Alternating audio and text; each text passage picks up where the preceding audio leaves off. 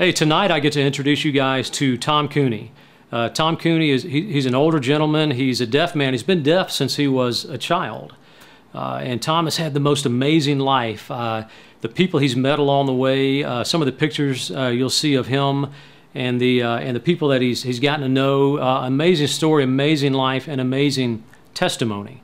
I'll tell you a story about Tom that goes back probably 10 years ago. He was working with us in Tampa, Florida, and Tom was actually speaking in the afternoons to the youth groups while they were working at a deaf center in Tampa. He would speak each afternoon after lunch and bless the kids with his insight and his story, and then we'd all go back to work. But this particular week, there was a youth group there, and they had a girl in the youth group, like 13 years old, that sang opera style.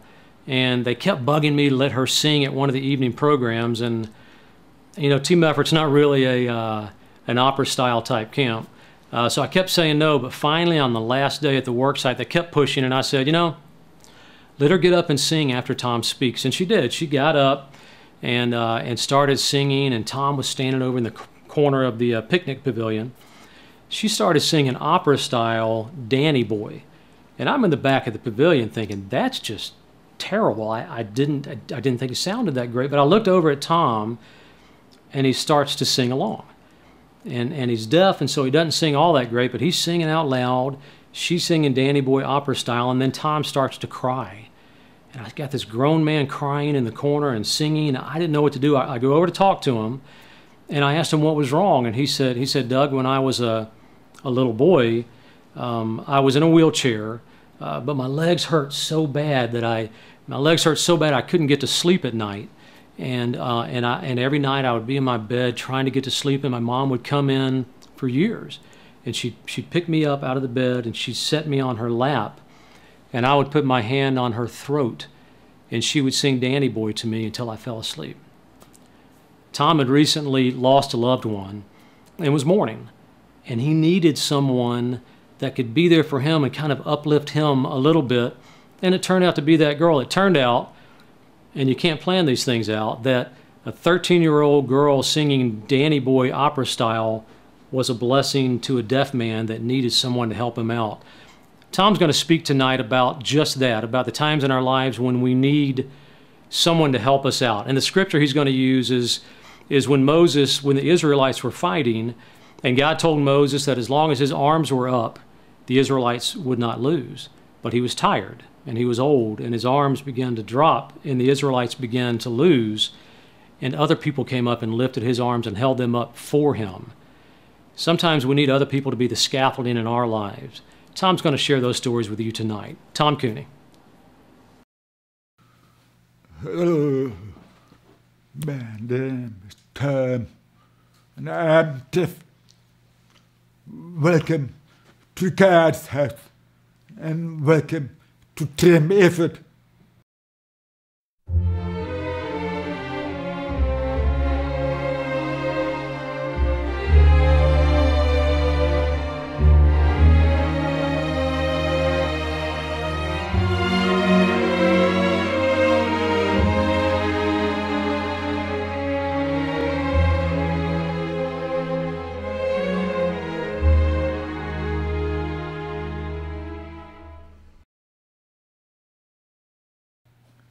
As we now read from God's holy book, Exodus chapter 17, verse 10 to 12. So Joshua fought the Amalekites as Moses had ordered, and Moses, Aaron, and Hur went to the top of the hill, as long as Moses held up his hands. The Israelites were winning, but whenever he lowered his hands, the Amalekites were winning. When Moses' hands grew tired, they took a stone and put it under him, and he sat on it.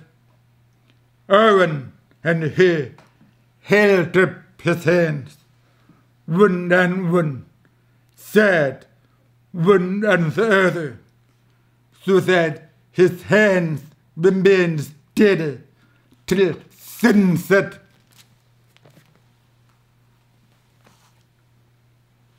Think about Moses. Moses was a sinner.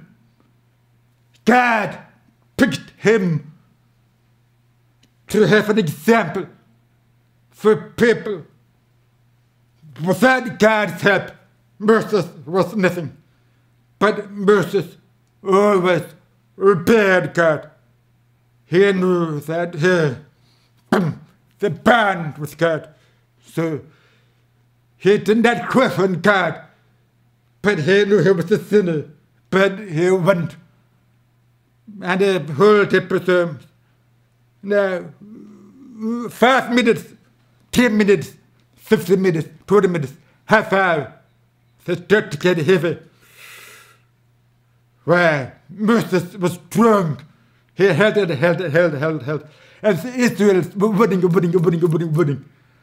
But son, he could see right in front of him that the other side was running and penning. So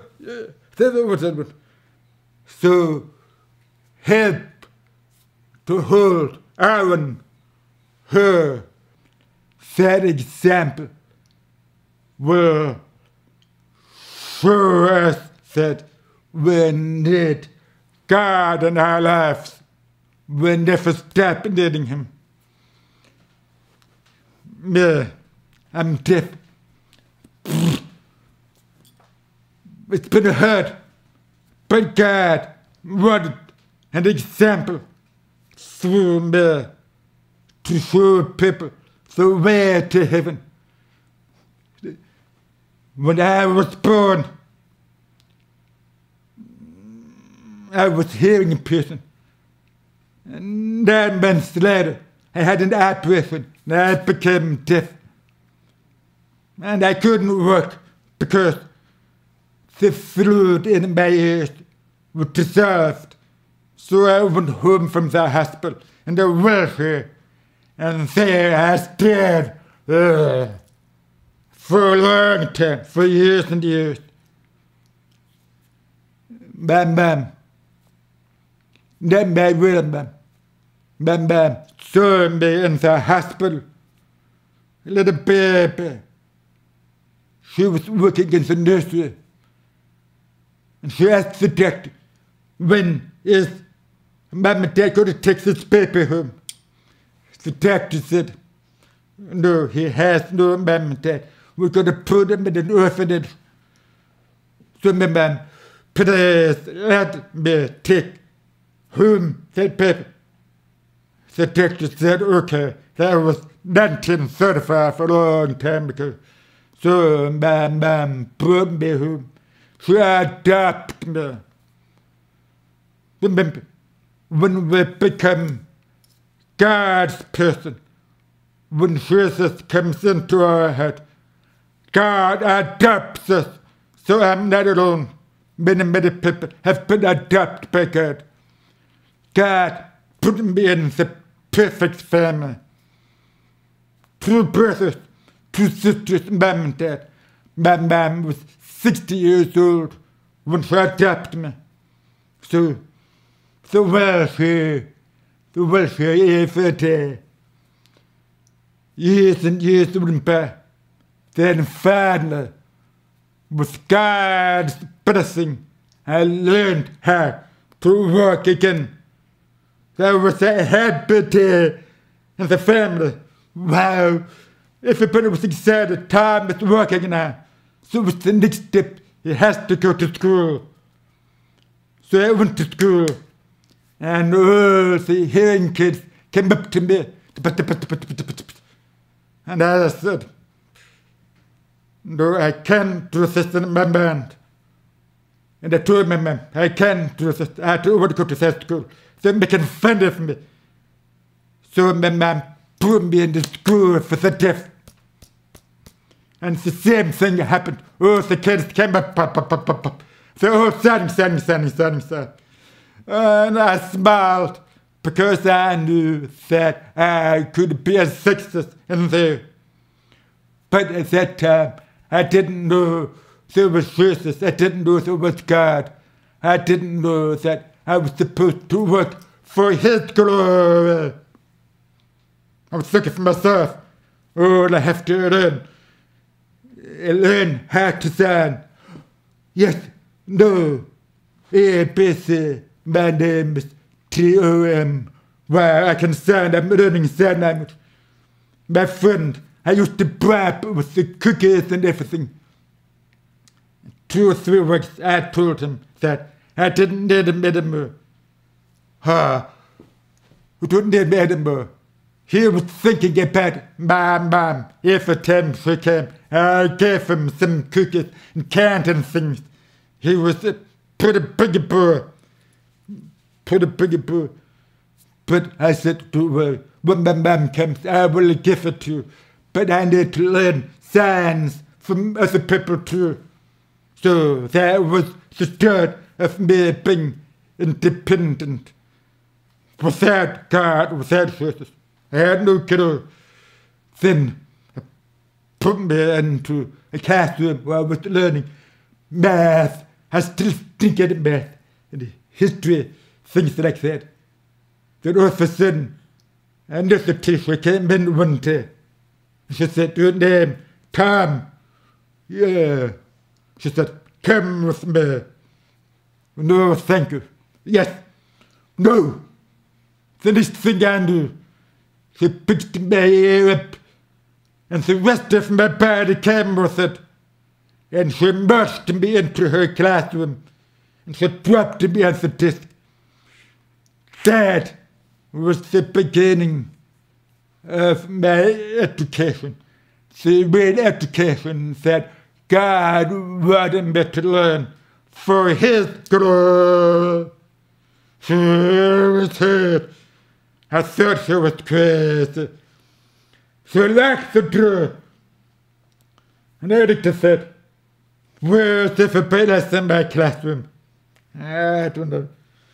Where?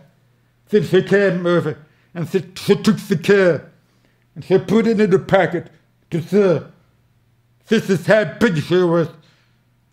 She was built like a tank. Boom. But she told me probably one of the most important things in my life that I learned. How to communicate with my thoughts. That's the reason I'm standing here today.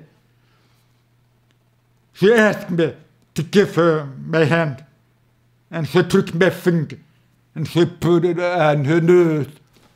Oh, I don't want to put my finger on the big dirty nose.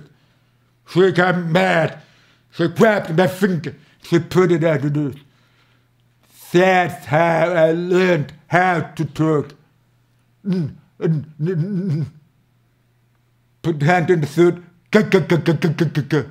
put hand in front of my mouth, those crazy sounds. Oh, why God wanted me in the world today. I'm so thankful to Him. It wasn't easy. It was hard life. The people in my life. First, the woman who gave birth to me. Thank her for life. Then my mom, she took care of the babies in the nursery, and she fell in love with me. 60-year-old woman brought me home and announced to the family that I'm adopting him. This is your new brother. And all the family, they were surprised. They must have thought, what are you doing? 60-year-old woman, supposed to be retired now, all older than him. But God knew what He was doing. God had the structure that I needed in my life to face what I would face from the devil. So my brother Patrick, my brother James, my sister Madeline, my sister Sis, my mom and dad, patience with me. They were my support system. years and years since I was here. Then finally, the day came that I could work by myself. Wow, was God finished with me? Always support the next day. Bum, bum, bum. I went to school. I was dumb. I couldn't talk. I couldn't sing. I didn't do nothing. But God picked that ball for me to teach me sign language. Yes, no, Tom, hungry, thirsty. Then I got rid of him. Not rid of him, but I didn't need him anymore. So, bum, bum, bum, bum. To other deaf people who taught me more sound. Cool. So, then that teacher came into my classroom one day. She picked up my hair and she changed my whole world. I can still remember the piano. Then when it was finished, I talked. Wow, I can't believe it. I can't hear myself talking, but God was smiling.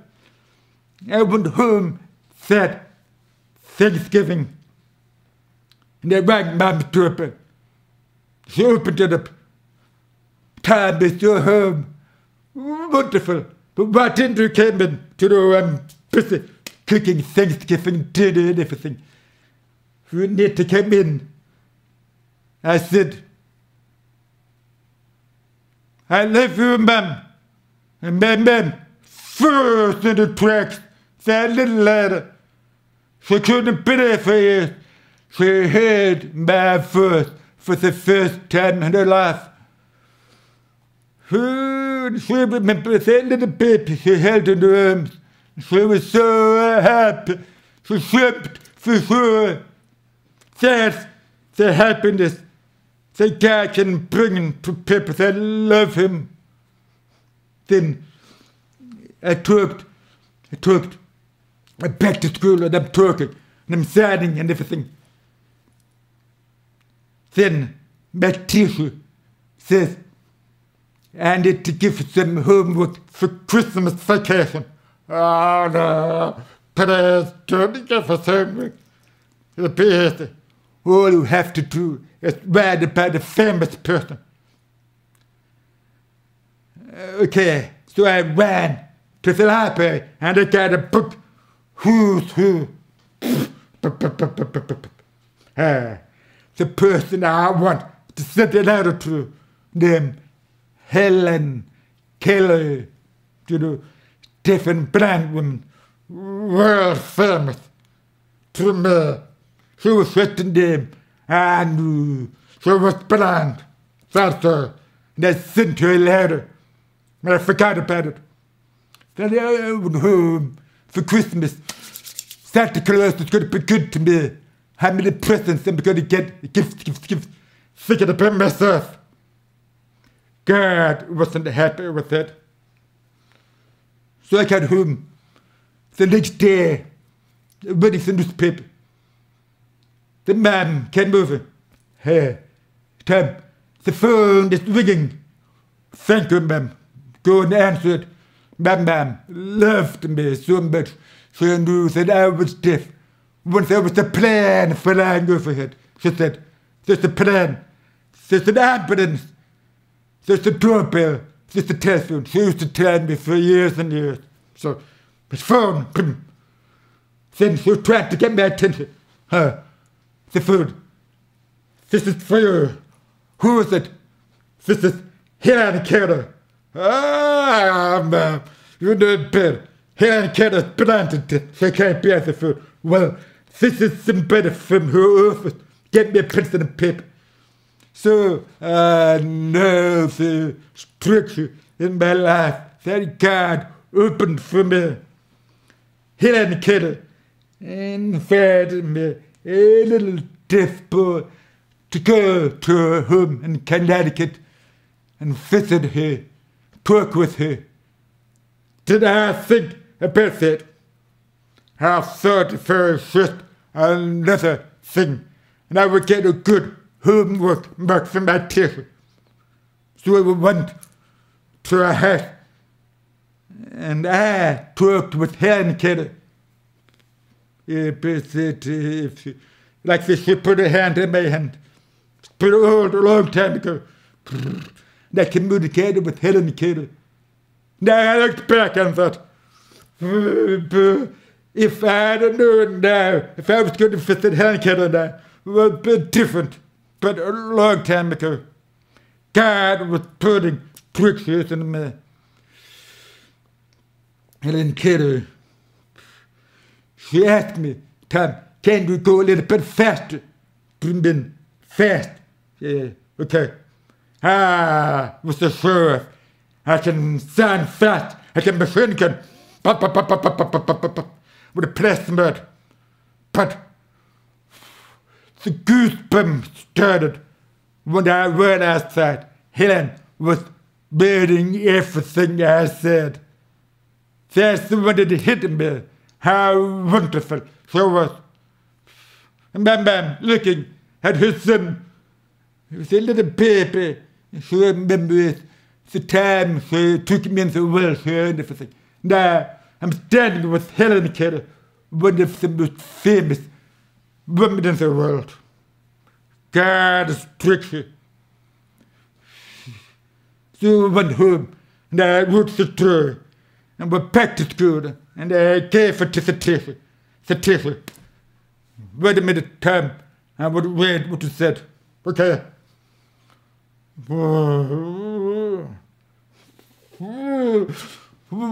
Do you actually expect me to believe that you went up to her kid's house? Sure. To see my phone number. And the hand kid's phone number there.